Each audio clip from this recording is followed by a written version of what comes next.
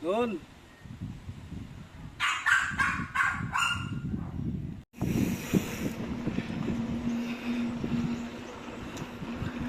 Okay, so sarap mag-ride dito.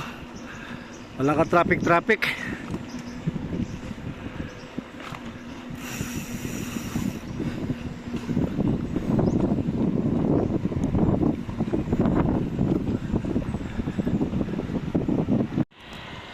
Ayan guys, ride tayo dito lang sa malapit. Daming ahon. Let's go. Solo ride lang guys. Walang masyadong bikers dito sa probinsya namin.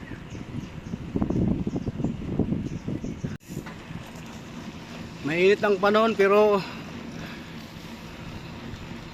hindi siya masyadong mainit. Ibig sabihin hindi ako masyadong pinagpawisan kasi malakas ang hangin, mahangin. Enjoy the ride lang guys. Ingat-ingat lang din palagi.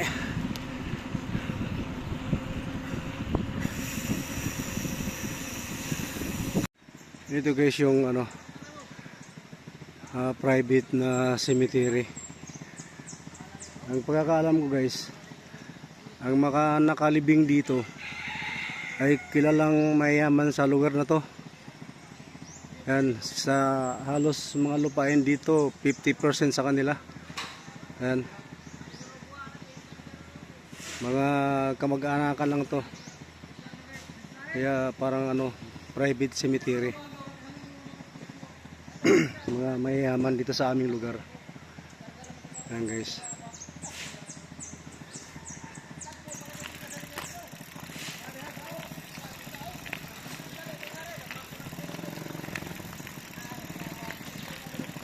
Dito lang yan sa Barangay Estila, sakop ng Liloan.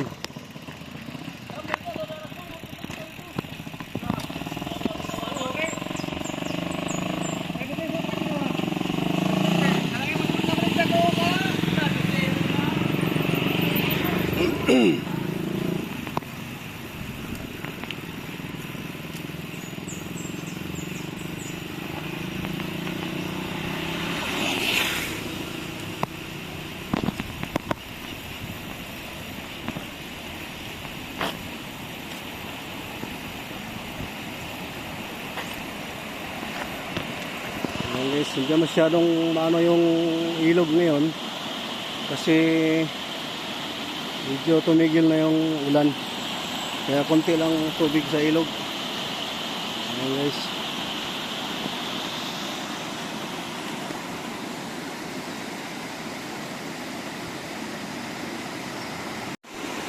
ayan yung ilog diretsong dagat.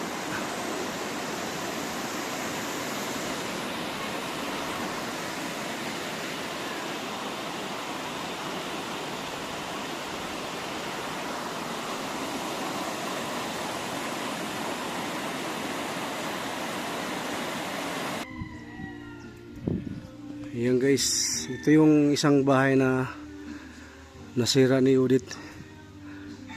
Actually guys, bahay yan ng pinsan ni misis ko dito sa Barangay Estila. Nakapunta na ako rito before na hindi pa yan nasira. Ayun, sayang ginastos dyan, laki. Sinira ng bagyong Udit.